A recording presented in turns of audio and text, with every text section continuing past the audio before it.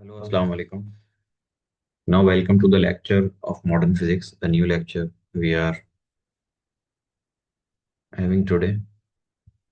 So, all of you are requested, please revise the previous lecture before attending this lecture.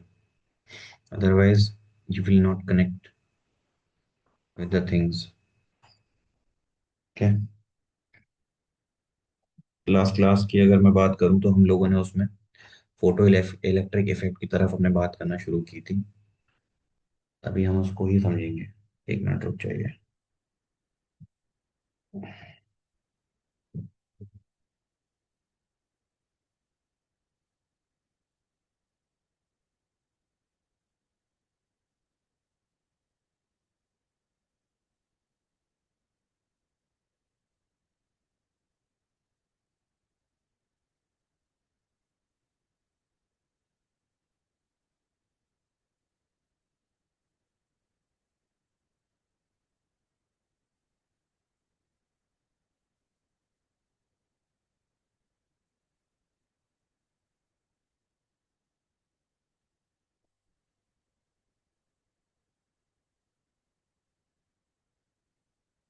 जो photo electric effect आपने chemistry में पढ़ा है, बिल्कुल same photo electric effect आप पढ़ने जा रहे हो।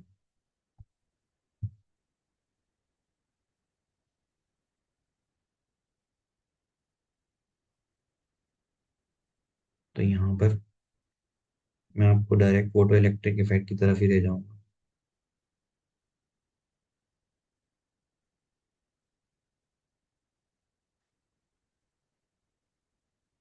आप लोगों को मैं जो जो हेडिंग डाला हूँ, आप उसको लिखते रहिएगा। और देखो, मैं यहाँ पे क्या करूँगा, कुछ डेफिनेशन से जो रीड करूंगा, तो आप उसको रीड वाले को एक बार अपनी कॉपी में पॉज कर करके नोट कर लीजिएगा। थोड़ा स्लोली रीड करूंगा, ठीक है? तो पॉज कर करके कर लीजिएगा। थोड़ा सा लेक्चर आपके लिए लेंथी जरूर पड़ेगा, लेकिन आपको सिलेबस कवर हो जाएगा और चीज़ें काफ़ी पॉइंट टू द पॉइंट रहेंगी, ठीक है? हार्डली 10 लेक्चर्स लेंगे हम, इसमें मैक्सिमम क्वेश्चन को पोर्शन को कवर कर लेंगे। अब ये 10 लेक्चर में फास्ट फास्ट लूंगा, ठीक है? जो अभी तक हमने इसको लूज रखा था, ऐसा नहीं होगा आप लोगों के साथ। तो सबसे पहले हेडिंग डालिएगा आप लोग,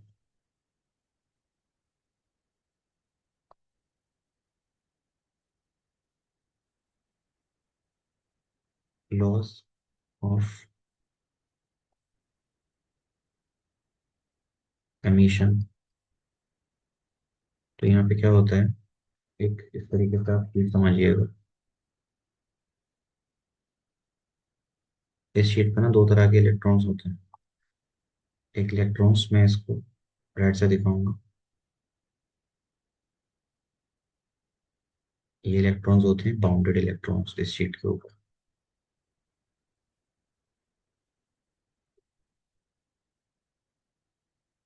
उसी के साथ कुछ सरफेस इलेक्ट्रॉन्स होते हैं जिन्हें आप फ्री इलेक्ट्रॉन्स भी बोल सकते हैं, ऐसे करके, ठीक है? आपने क्या किया, यहाँ से लाइट को फॉल कराना शुरू किया। मान लीजिए कोई सोर्स था। अब चैप्टर का नाम डुअल नेचर है, तो मैं यहाँ वेव की तरह दिखाऊंगा, या मैं स्ट्रेट लाइन की तरह भी दिखा सकता हूँ। ये आपके पास लाइट सोर्स है। ऐसे करके आपकी लाइट आएगी, इस पर आके टकराएगी। टकराने के बाद क्या होगा, ये जो फ्री इलेक्ट्रॉन्स है, ये भी निकलना स्टार्ट मूव कर देंगे। स्टार्ट रेड वाले हैं, ये भी मूव कर देंगे। तो यहाँ पर एक चीज़ ध्यान रखिएगा, जो इलेक्ट्रॉन ग्रीन कलर से लिखे हैं, ये आपके सरफेस इलेक्ट्रॉन्स हैं। और जो इलेक्ट्रॉन्स आपने रेड कलर से लिखे हैं, ये है बाउंडेड इलेक्ट्रॉन्स। ऊपर वाले को अनबाउंडेड ही बोल सकते हैं, ठीक है? तो ये इसके अंदर होल्ड करे हुए इलेक्ट्रॉन्स हैं। फोटो इलेक्ट्रिक एमिशन कहता है कि जब भी आप लाइट गिराओगे, यहाँ से इलेक्ट्रॉन निकलना शुरू कर देंगे।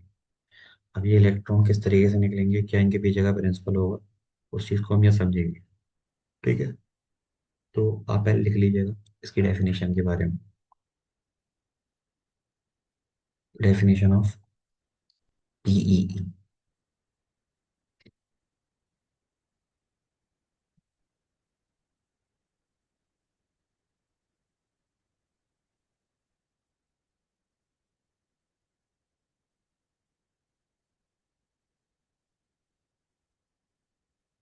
एक काम करता हूँ, यहीं से दिखा देता हूँ।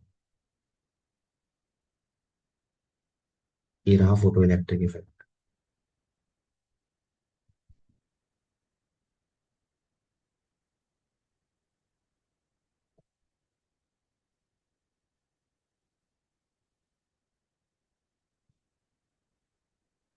इसको आप नोट कर लीजिए।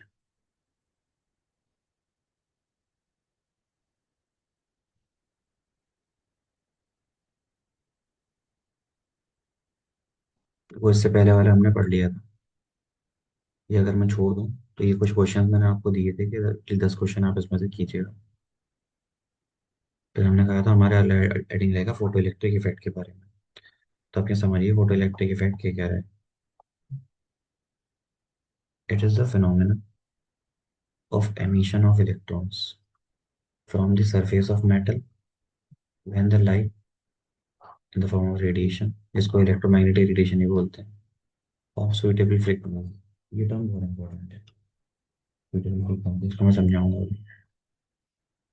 fall on them the emitted electrons and the electrons are called photoelectrons and current so produce is called photocurrent। ठीक है, ये दो चीजें हैं, इनको समझिएगा ठीक तरीके से।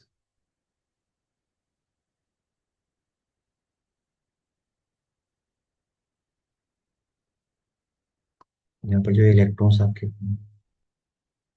करेंगे, ये जो इलेक्ट्रॉन्स मूव कर रहे हैं, इनको बोलते हैं आप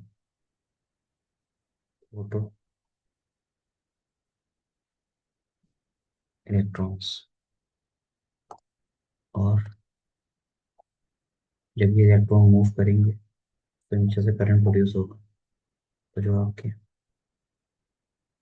फोटो इलेक्ट्रॉन्स है, इनके मोशन की वजह से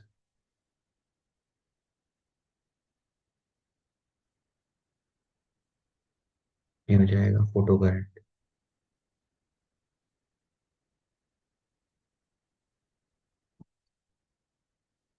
ठीक है,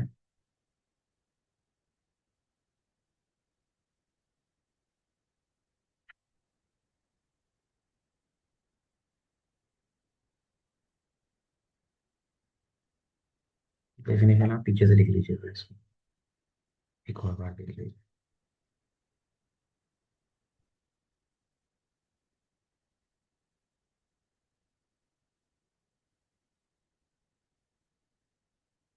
यहाँ पे कुछ टर्म्स है, इनको हम वन बाई वन समझेंगे। पहले नंबर पर है हमारी वर्क फंक्शन, जिसको हमें समझना है। देखो इन सारी टर्म्स से आप अवेयर हो गए, बस अभी के लिए आप इनको देख लीजिए। वर्क फंक्शन, इसको आप थ्रेश होल्ड एनर्जी भी बोलते हैं। इसमें डब्ल्यू ओ से दिखाया है, कुछ बुक्स में इसको ऐसे दिखाते हैं फाइव। ठीक है ना। तो एक काम करता हूँ, पीछे आके पहले इस चीज़ को समझा देता हूँ वर्क फंक्शन क्या होता है।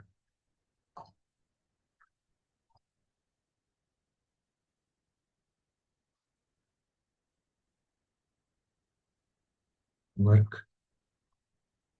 फंक्शन, वर्क फंक्शन ना बेसिकली एक तरह की एनर्जी होती है,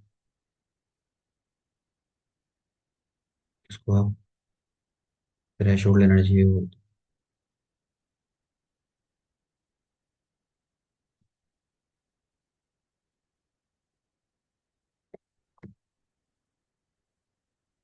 हैं। ये जो वर्क फंक्शन है का सिंबल आप लोग पाई ही रखिएगा। देखो जो ये लाइट आ रही है ना, इन दी फॉर्म ऑफ वेव आती है, तो इसके अंदर कोई ना कोई फ्रीक्वेंसी होगी, इसको बोलते हैं, सॉरी, थ्रेशोल्ड फ्रीक्वेंसी।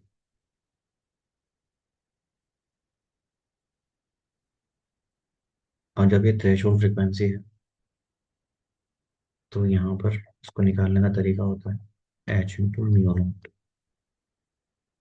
ठीक है, आपको पता होगा फ्रिक्वेंसी जब उसको होती है सी अपॉन लैम्डा, तो सी अपॉन लैम्डा नॉट हो जाएगी, ये थ्रेशोल्ड वेवलेंथ हो जाएगी। Threshold, wavelength. ठीक है, तो आपका फाई का एक और फॉर्मूला यहाँ से आ जाएगा, वो आ जाएगा S C upon lambda naught. अब रही बात एफ की वैल्यू की, जो कि है 6.6 ten to the power minus 19 minus 34, और सी है 3 × 10⁸ मीटर पर सेकेंड। तो आप पाई की वैल्यू यहाँ निकाल सकते हो। पाई का क्वाड्रेटिक कितना आ रहा है,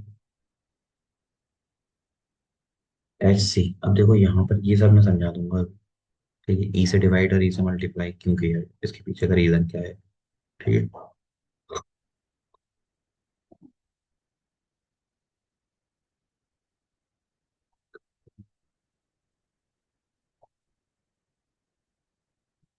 चीज है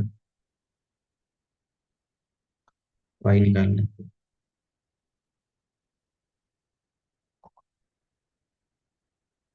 पाई निकालने का एक और तरीका होता है E into we.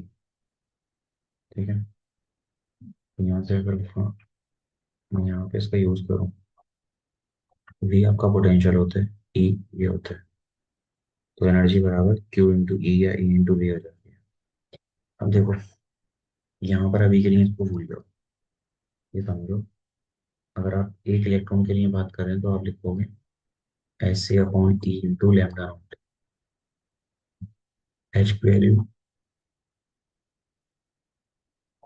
-34, 3 × 10⁸ upon 1.6 into 10⁻⁻90 into lambda not. ठीक है, आप इस पूरे को सॉल्व करो,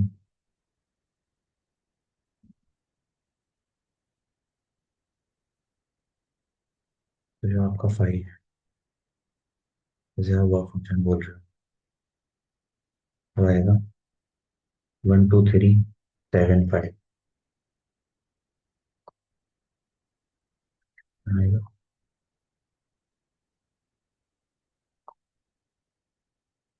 12375 अपॉन लैम्डा नॉट, वो भी एंगस्ट्रॉम। ठीक है, तो ये तीनों फार्मूले आपको याद रखने हैं, इस तरीके से आप निकाल सकते हैं इसको। First formula, second formula, third formula.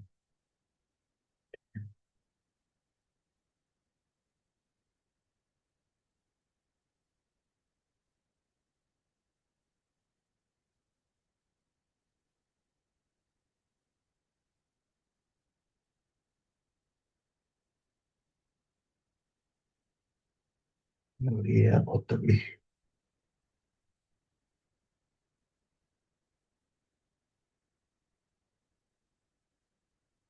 मेरे रूम में पता नहीं क्यों इस कदर ठंड रहती है, कुल्फी जम जाती है मेरी रात को। दो कंबल, एक रजाई और एक हीटर चलाने के बाद भी मन करता है हीटर के ऊपर सो जाऊं, लेकिन मुझे अगर दफन नहीं होना हो तो सो जाता।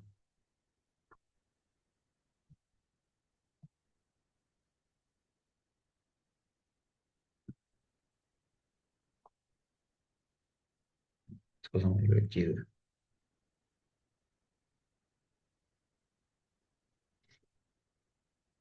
ये सरफेस है, इस सरफेस पे जो इलेक्ट्रॉन्स है, ये इलेक्ट्रॉन ऐसा नहीं है खुद से जा रहे हैं, जब इनके ऊपर लाइट आ रही है तभी मूव कर रहे हैं। इसका मतलब इन इलेक्ट्रॉन्स को कोई ना कोई एनर्जी रोकी हुई है, उसी को बोलते हैं थ्रेशोल्ड एनर्जी।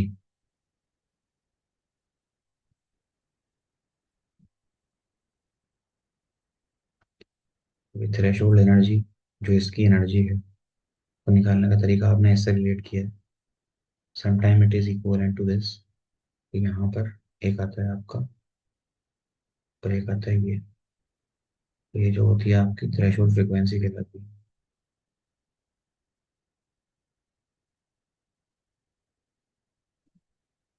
और ये आपकी थ्रेशोल्ड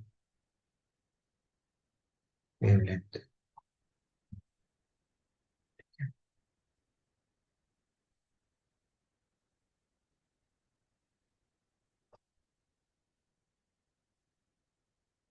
यहाँ देखो, आप चाहो तो इसको और नोट कर लेना आगे। बाकी पहले एक नोट पॉइंट की बात कर लेते हैं कि ये क्या कह रहा है।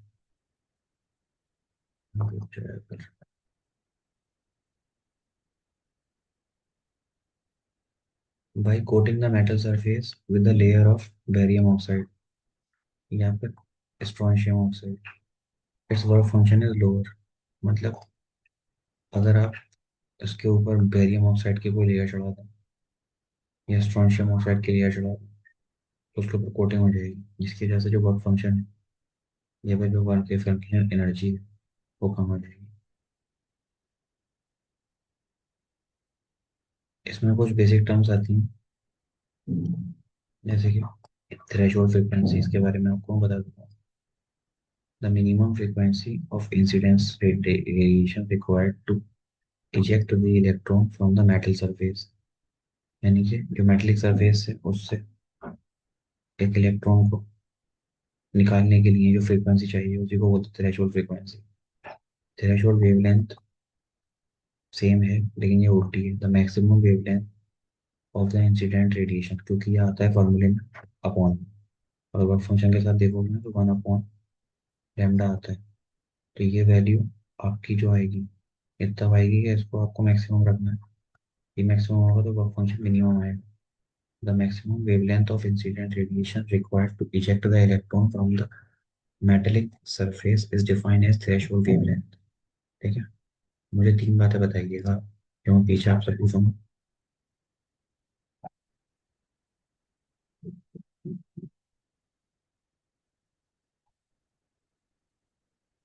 एक होती है लैम्डा, एक होती है लैम्डा नॉट। लैम्डा जो होती है, this is the energy of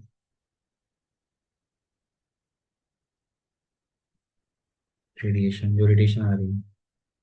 lambda naught जो है ये है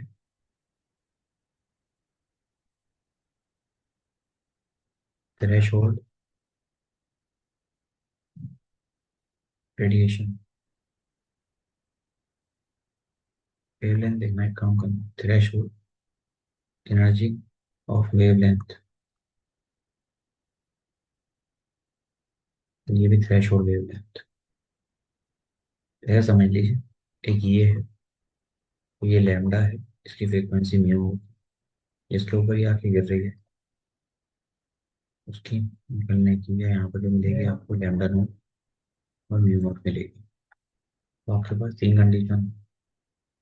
condition number one, lambda is greater than lambda naught. Condition number two, lambda is equal to lambda naught.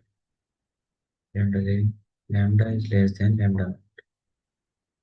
ये वाली कंडीशन है, ये वाली कंडीशन है और ये वाली कंडीशन है। कौन सी कंडीशन में आपका फोटो इलेक्ट्रिक इफेक्ट है वो होगा। देखो, आने वाली वेवलेंथ ज्यादा है लेकिन फक फंक्शन के साथ में वेवलेंथ होती है वो इन्वर्सली प्रोपोर्शन में होती है। तो इसके ज्यादा होने का मतलब वर्क फंक्शन कम हो जाएगा। अब अगर वेवलेंथ आने वाली एनर्जी की ज्यादा है थ्रेश होल्ड से बराबर है तब तो देखो कंफर्म फोटो इलेक्ट्रिक इफेक्ट होगा ही होगा। दूसरा, वेवलेंथ इसकी ज्यादा है इसकी कम है तब भी फोटो इलेक्ट्रिक इफेक्ट होगा। लेकिन इस केस में कोई भी फोटो इलेक्ट्रिक इफेक्ट नहीं है। इसी तरह से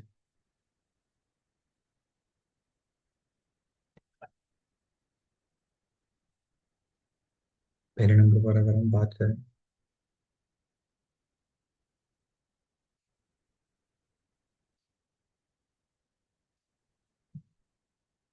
फ्रीक्वेंसी की, frequency is greater than frequency naught, frequency is equals to frequency naught, frequency is less than threshold frequency. तो जब आपकी आने वाली फ्रीक्वेंसी ज़्यादा है थ्रेशोल्ड से, इस केस में फोटो इलेक्ट्रिक इफेक्ट आपको दिखेगा। इस केस में भी फोटो इलेक्ट्रिक इफेक्ट होगा लेकिन इस केस में कोई फोटो इलेक्ट्रिक इफेक्ट नहीं होगा। ठीक है, ये तीनों केस आप इधर साइड बाय साइड लिख लीजिए।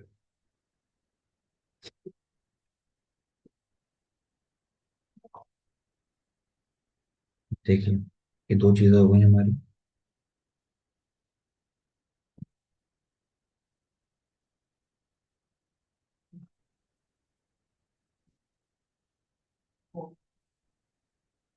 नेक्स्ट हेडिंग देखिएगा, आइंस्टीन फोटो इलेक्ट्रिक इक्वेशन। ये इक्वेशन ना थोड़ी सी चीजों को एक्स्ट्रा बताती है। फोटो इलेक्ट्रिक इफेक्ट आपको समझ में आ गया हो, तो आइंस्टीन की इक्वेशन थोड़ा सा चीजों के बारे में ओवर एक्सप्लेन करती है चीजों को, उसी पीछे वाले इफेक्ट को। अब एक चीज देखो इस वाले डायग्राम से पहले।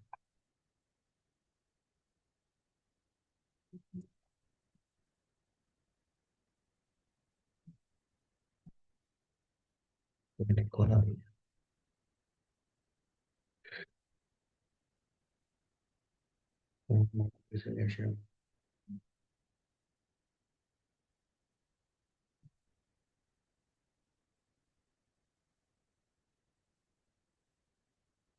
वही तो कर रहा हूँ मंतशा।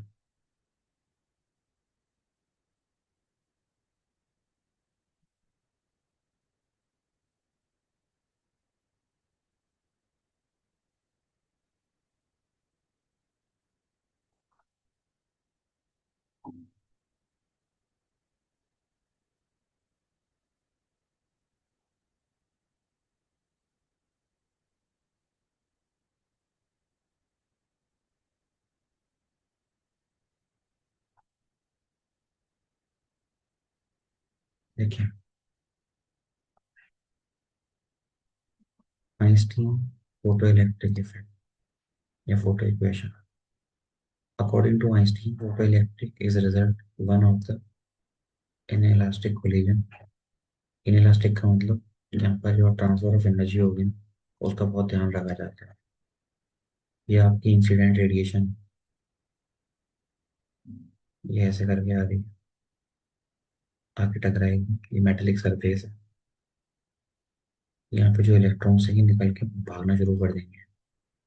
भागेंगे तो किसी ना किसी वेलोसिटी के साथ, यानी कि इसमें काइनेटिक एनर्जी प्रोड्यूस करेंगे। तो यही चीज ना ऊपर डेफिनेशन के अंदर हमारी बोली है। According to the Einstein, photoelectric effect is the result of one of the inelastic collision between photon and electron। यानी कि ये फोटोन है और ये आकर टकराएंगे आपके इलेक्ट्रॉन्स से। इन विच फोटोन इज कम्प्लीटली एब्सॉर्ब, जितने भी फोटोन आ रहे हैं ये सारे के सारे इस मेटेलिक प्लेट में एब्सॉर्ब हो जाए। तो if an electron in a metal absorb a photon of energy, यानी कि इस एनर्जी के फोटोन का अगर वो एब्सॉर्ब करता है, it use the energy three following veg. Number one, पहला तरीका, some energy is used in shifting the electron from interior to the surface of the metal। कुछ एनर्जी तो यहाँ से सरफेस तक जाने में लगेगी। दूसरा है some energy, जिसको आप W नॉट बोलते हैं, is used to making the surface electron free। वो यहाँ से इलेक्ट्रॉन को निकाल के सरफेस पर लेके आने में मदद करेगा। मान लो इलेक्ट्रॉन यहाँ था, यहाँ से सरफेस तक इलेक्ट्रॉन को लाने में मदद करेगा। इसी को हम थ्रेशोल्ड बोलते हैं। थर्ड नंबर पर है rest energy will appear kinetic और द इमेजिंग। यहाँ पर इसके बावजूद भी अगर एनर्जी बची तो इलेक्ट्रॉन यहाँ से निकल के भागना शुरू कर देंगे। ठीक है, तो टोटल मिला के जो एनर्जी ऑफ फोटोन है वो ये है। ये तीन एनर्जीज के बराबर है, ये थ्रेशोल्ड फ्रीक्वेंसी और काइनेटिक एनर्जी। अब अगर बात की जाए for the electron emitting from surface, ऐसे नहीं समझ में आएगा, इसके लिए ये चलते हैं।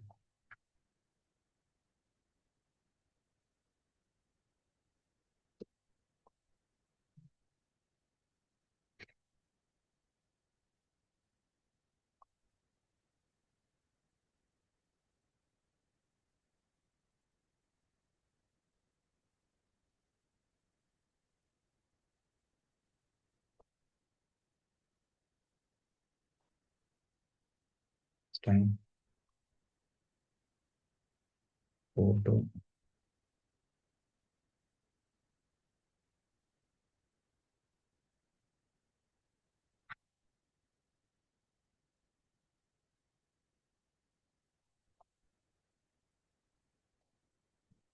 इलेक्ट्रिक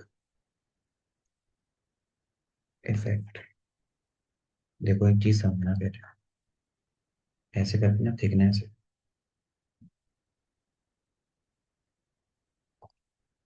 और थिकनेस में इलेक्ट्रॉन यहाँ है अंदर, तो आप उसको एनर्जी दोगे, यू आर प्रोवाइडिंग दी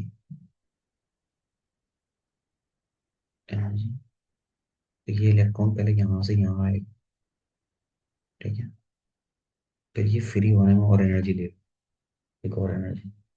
तो हम इस सरफेस के लिए बात नहीं कर रहे, जिस सरफेस के लिए हम बात करते हैं वो सरफेस हमारी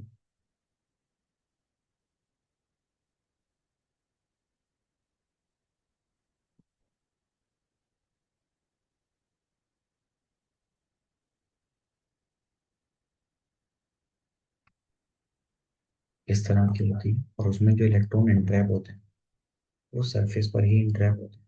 मेटेलिक सरफेस में बेसिकली आपने देखा हो, इलेक्ट्रॉन आपके सरफेस पर ही रहते हैं।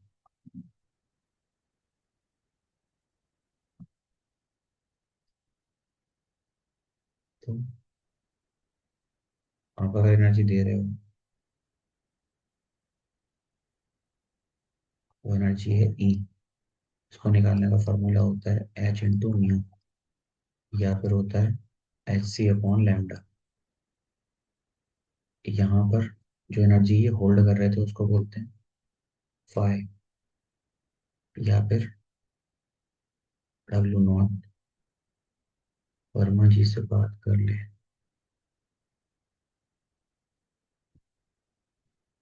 Omega naught. तो उसको निकालने का तरीका होता है एच इंटू म्यू नॉट, या फिर H C upon lambda not.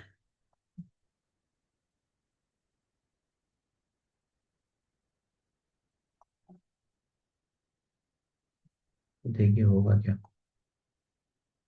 जो हमारा कुछ तो एनर्जी इसको यहाँ से निकालने में लग गई, कुछ निकलने के बाद ही मूव करेगा, तो कुछ काइनेटिक एनर्जी लेकर आएगा, या कह लो वेलोसिटी से मूव करेगा। तो यहाँ मैं ना ओवरऑल इक्वेशन लिखूंगा, उसने जो बुक में लिखी है वो इक्वेशन लिखी है कि जो एनर्जी फोटोन की थी वो बराबर होगी W plus W not plus के।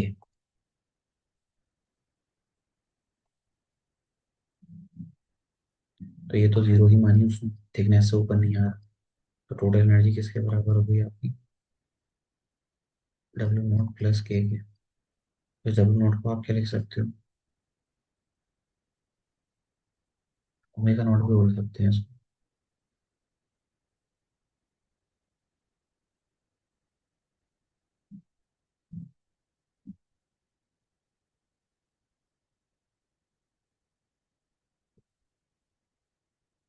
वही फॉर दिस, घर से यार बार बार मैसेज भी आता है, चीज़ों को देखना पड़ता है साथ साथ। देखो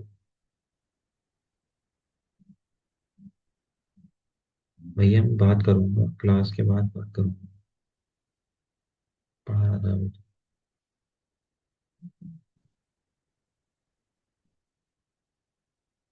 अब देखिए क्या होगा, जो आपने ऊपर इक्वेशन लिखी है वो क्या लिखी है, वो है E इज इक्वल्स टू,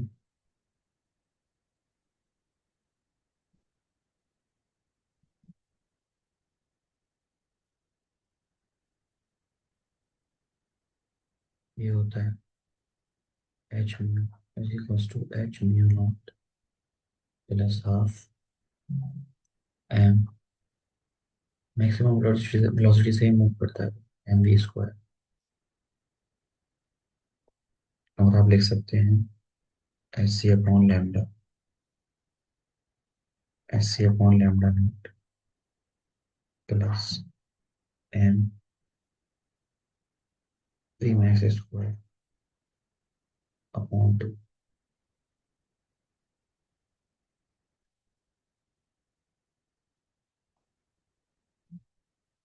ठीक है, ये फॉर्मूला ध्यान रखना, ये फॉर्मूला आपने ऐसा नहीं है पहली बार देखा होगा, इससे पहले आपने ये फॉर्मूले पढ़ा होगा।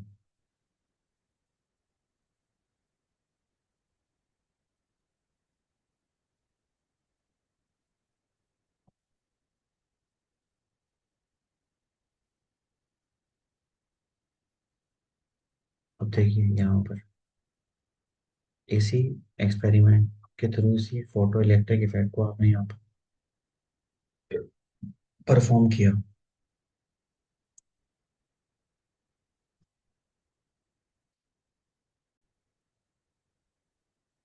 अब देखिए इस चीज को हम समझेंगे यहाँ से एक्सपेरिमेंटली, हम किस तरीके से फोटो इलेक्ट्रिक इफेक्ट को देखेंगे, क्या उसका रीजन होता है, क्या उसके पीछे की चीजें होती हैं। तो आप ना इसको देखो, ठीक है, एक्सपेरिमेंटल अरेंजमेंट है जिसमें आप फोटो इलेक्ट्रिक इफेक्ट ना अप्लाई करने वाले हो। अब ये मेरे पास बैटरी है, ये तो साफ साफ दिख रहा है कि इसका पॉजिटिव टर्मिनल ये है और नेगेटिव टर्मिनल ये है।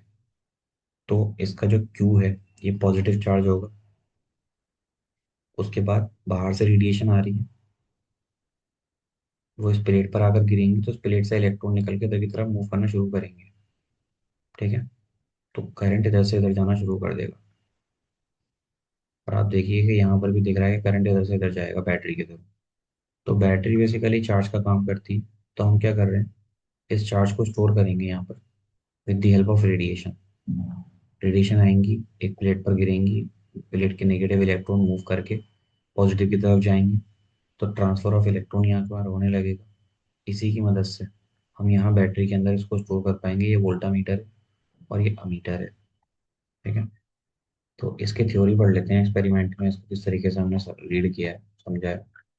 When the light radiation of suitable frequency, suitable frequency की लाइट जब हम इसके ऊपर गिराएंगे, fall on a plate P, तो फोटो इलेक्ट्रॉन्स आर एमिटेड, यहाँ से इलेक्ट्रॉन्स एमिट होंगे पहले नंबर पर।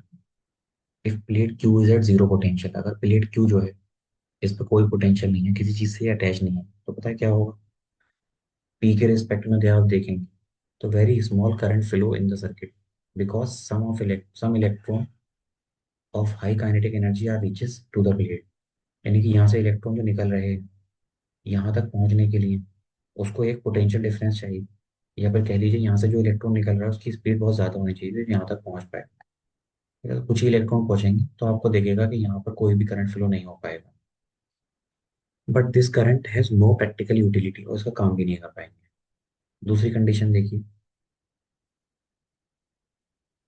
If plate Q is kept eight positive potential, अगर मैं प्लेट क्यू की तरफ यहाँ पॉजिटिव पोटेंशियल रख देता हूँ तो क्या होगा, with respect to T current start flowing through the circuit because more electron are able to reach. अब जो नेगेटिव इलेक्ट्रॉन थे यहाँ पर जो जा रहे थे, यहाँ पॉजिटिव होने की वजह से ये उससे इधर की तरफ जाएंगे पोटेंशियल डिफरेंस क्रिएट होने की वजह से। ठीक है, तो ज़्यादा से ज़्यादा इलेक्ट्रॉन्स में जाएंगे। थर्ड नंबर पर, as the positive potential of Q is increase, जैसे जैसे हम पॉजिटिव पोटेंशियल क्यू का इंक्रीज करेंगे, the current through the circuit increase.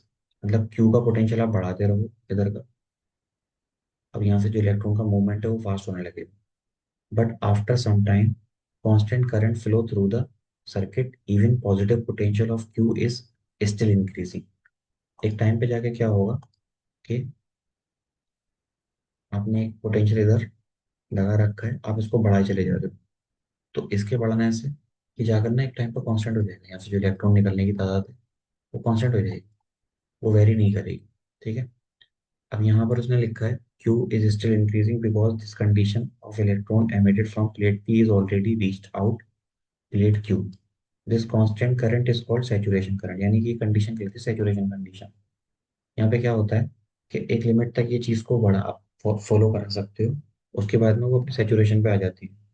अब देखिए, to increase the photo electric current, अब फोटो इलेक्ट्रिक करंट को इंक्रीज करने के लिए further will have increase the intensity of the incident light. अब जो हम ऊपर से लाइट फेंक रहे हैं ना, यहाँ से जो लाइट आ रही थी पहले ऊपर वाले एक्सपेरिमेंट में, अगर मैं इसके साथ और रेडिएशन भेजना शुरू कर दूँ, इंटेंसिटी बढ़ा दूँ, तो मेरा करंट और ज़्यादा यहाँ से क्रिएट होना शुरू हो जाएगा। ठीक है, तो आपका जो फोटो इलेक्ट्रिक करंट है ये कभी कभी पूछ लेता है कितनी चीज़ों पर डिपेंड करता है। ये ज़रूर लिख लीजिएगा फोटो इलेक्ट्रिक इफेक्ट में, photo electric current is depend upon number one, जो आपने इलेक्ट्रोड लगाए उनका पोटेंशियल डिफरेंस कितना है, कहाँ तक, सेचुरेशन तक। दूसरे नंबर पर जो आप लाइट गिरा रहे हो उसकी इंटेंसिटी कितनी है, और तीसरे नंबर पर जो आपने मेटेलिक प्लेट ली है जिसके ऊपर आप लाइट गिरा रहे हो उसकी जो nature of surface of the material है वो क्या है। ठीक है, ये ध्यान रखिएगा।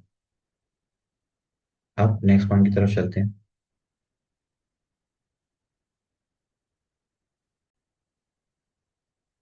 तो यहाँ ना एनसीईआरटी में बहुत सारे ग्राफ्स हैं हमारे, जो हमें देखने होते हैं।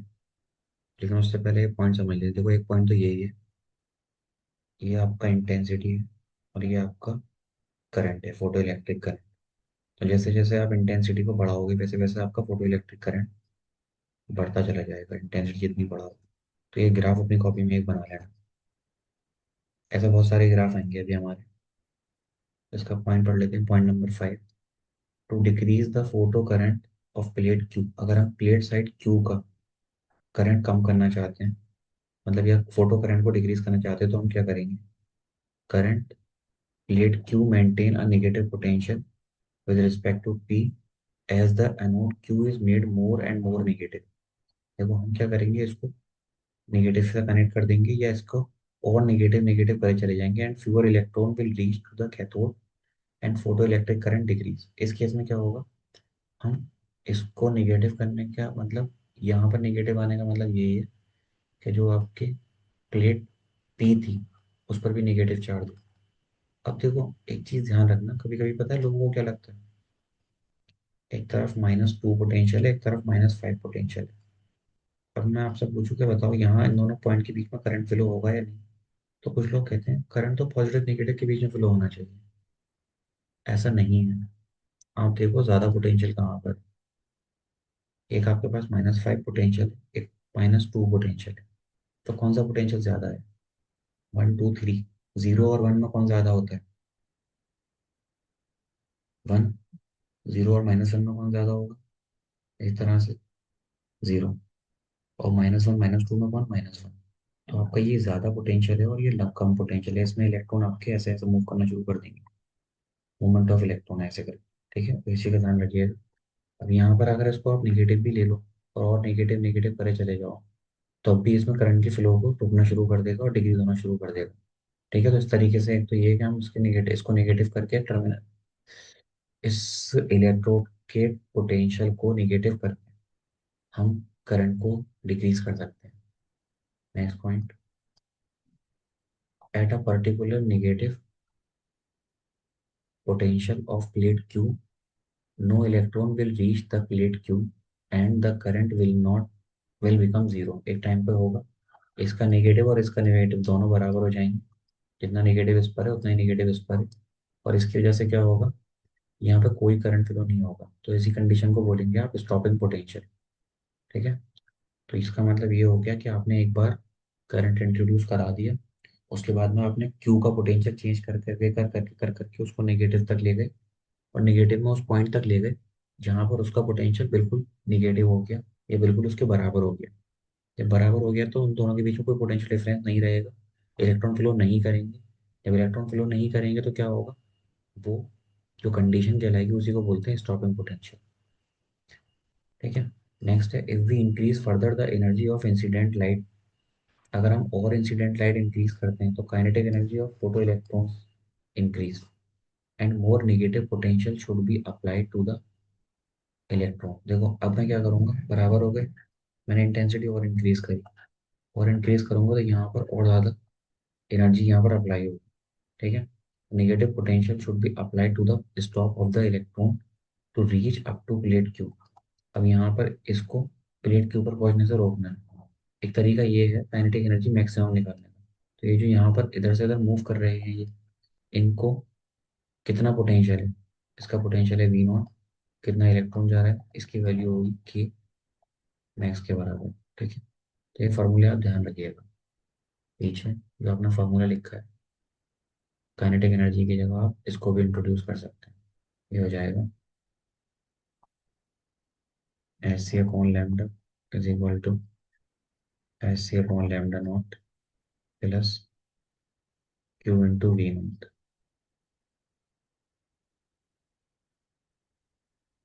ठीक है, equation number 1, this is equation number 2।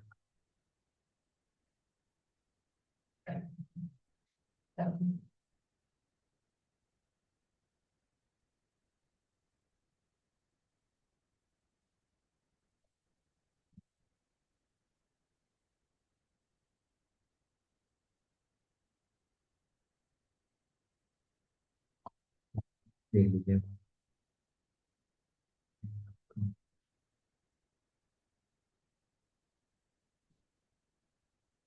देखो ये सारी चीज़ें ना, अब मैं फार्मूलाज को लिखाऊंगा फिर से, 2 मिनट लगेंगे। जो लिखा है उनको तो आप नोट ही करिए। या देखो, ये नोट पॉइंट है तो उसको नोट करके लिखिएगा। The stopping potential is depend only upon the frequency and wavelength और energy of the incident radiation. तो आपका जो स्टॉपिंग पोटेंशियल है वो किस पर डिपेंड करता है? जो इंसिडेंट रेडिएशन आपकी आ रही है उसकी फ्रीक्वेंसी, वेवलेंथ या एनर्जी ऑफ इंसिडेंट, ये तीनों एक दूसरे के ऊपर इंडिपेंडेंट होते हैं। क्योंकि देखो, स्टॉपिंग पोटेंशियल आने वाली एनर्जी पर डिपेंड करेगा। एनर्जी निकालते कैसे?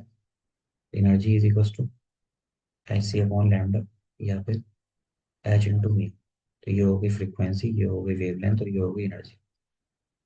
अब it does not depend upon the intensity of light. तो स्टॉपिंग पोटेंशियल जो है वो इंटेंसिटी ऑफ लाइट पर डिपेंड नहीं करता। इंटेंसिटी ऑफ लाइट पर आपका सेचुरेशन करंट है, फोटो इलेक्ट्रिक करंट, ये डिपेंड करता है। तो आपका स्टॉपिंग पोटेंशियल इस पर डिपेंड नहीं करता। आपका ये पॉइंट इंपॉर्टेंट है, इतना ही लिख लीजिएगा। एक पॉइंट ऊपर लिखिएगा, या एक पॉइंट, सिर्फ एक ही पॉइंट लिख लीजिएगा इसमें, कि stopping potential is not depend upon the intensity of the light. ठीक है। अब देखो यहाँ पर उन्होंने एक और चीज यहाँ समझाई है, चाहो तो उसको भी नोट करके लिख लेना। We must remember that the intensity of the light radiation is inversely proportional to the square the distance between the source of the light of the photosensitive plate। तो आपकी जो फोटोसेंसिटिव प्लेट्स हैं, ये इन दोनों के बीच जो डिस्टेंस है इसके इन्वर्सली प्रोपोर्शनल होती है इंटेंसिटी, वो भी डिस्टेंस के स्क्वायर के। ठीक है ना? ये ध्यान रखना। यहाँ लिखा हुआ I one upon D square, या फिर आई आई के प्रोपोर्शनल होती है डायरेक्ट, लेकिन इसके इन्वर्सली प्रोपोर्शनल होती है। तो डिस्टेंस को आप जैसे जैसे बढ़ाओगे वैसे वैसे आपका करंट भी कम होता चले जाएगा, इंटेंसिटी भी कम होती चली जाएगी। अब देखो, ये फार्मूले हैं हमारे जिनको हमें ड्राइव करके ये सारे फार्मूले बनाने हैं। तो कुछ फार्मूले तो हम बना चुके हैं ऑलरेडी। ठीक है। तो अब पूरा डेरिवेशन याद रखना मेरी बात। मैं आपको समझा देता हूँ कैसे। पहला डेरिवेशन,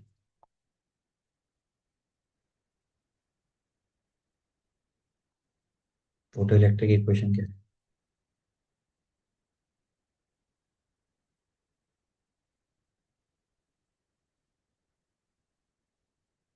वो है,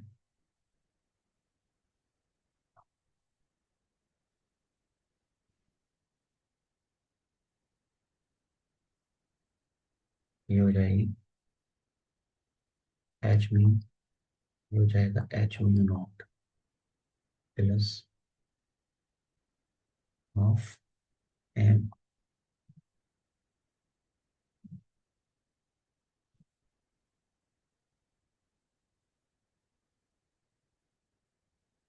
वी मैक्स का स्क्वायर।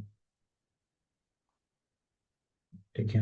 ये हो जाएगा H mu minus H mu naught, ये हो जाएगा एम वी मैक्स का स्क्वायर अपॉन टू। यहाँ से हो जाएगा 2 इंटू एच, ब्रैकेट में हो जाएगा mu minus mu naught upon M का रूट। इससे निकलेगी मैक्सिमम वेलोसिटी। ठीक है। तो मेन इक्वेशन आपकी ये है।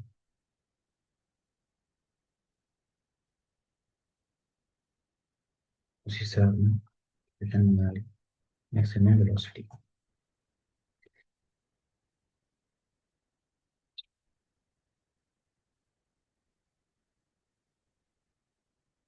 अब आते हैं आगे। ये ध्यान रखना, काइनेटिक मैक्सिमम एनर्जी को ई इंटू वी नॉट से भी निकाल सकते हो। ये आपका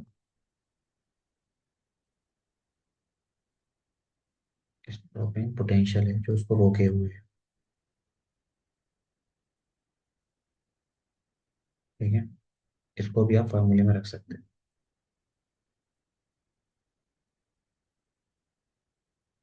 रख के दिखाई देता हूँ।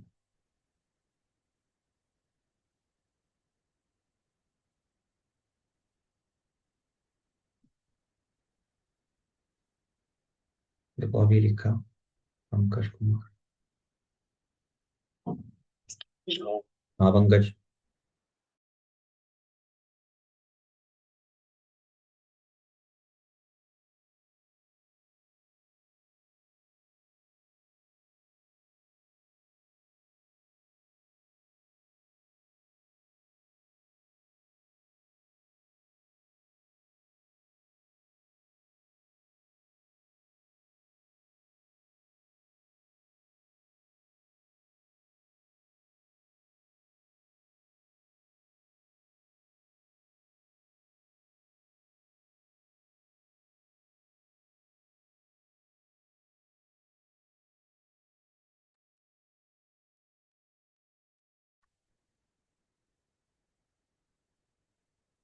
देखिए, हमने काइनेटिक एनर्जी का फॉर्मूला लिखा, H mu minus mu not. इसको लिखूंगा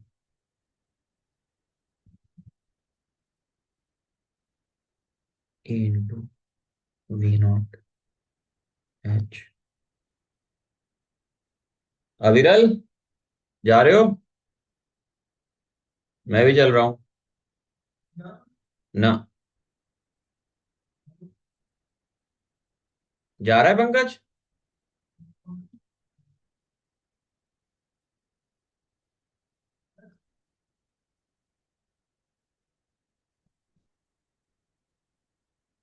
तो ये एक फार्मूला और हो गया।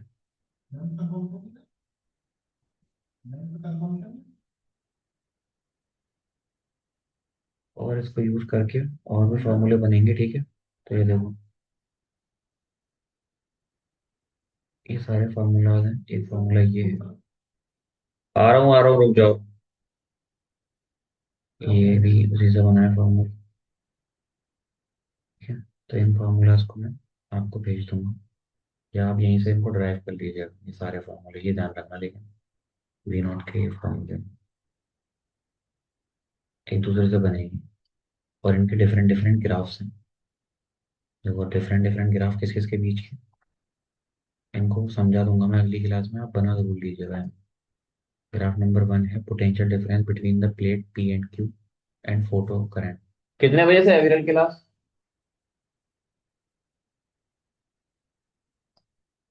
ये चारों ग्राफ आप या तो बना लीजिएगा, ये इंपॉर्टेंट है। तो आप एक काम कीजिएगा, मैं इनको ये अगली क्लास में बता दूंगा, इतना आप लिख लीजिएगा, ठीक है? अगली क्लास में मैं आज ही अपलोड कर दूंगा।